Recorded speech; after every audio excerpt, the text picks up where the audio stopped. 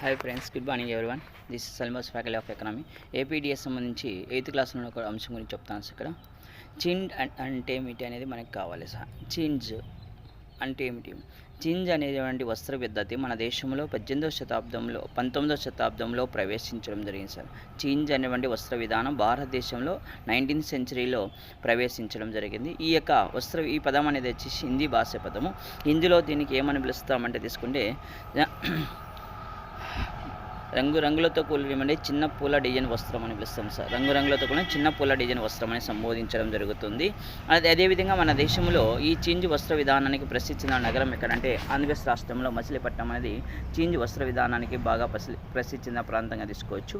ఈ వస్త్ర విధానం అనేది ప్రపంచంలో ఏ దేశాల్లో బాగా డిమాండ్ కలదంటే ప్రధానంగా తీసుకుంటే మధ్య ఆసియా, ఇరాన్, ఇరాక్, యూరోప్ దేశాల్లో ఈ వస్త్ర విధానానికి చాలా ఫుల్ డిమాండ్ కలదు సార్. చింజ్ అనే పదము హిందీ భాష పదము. చింజ్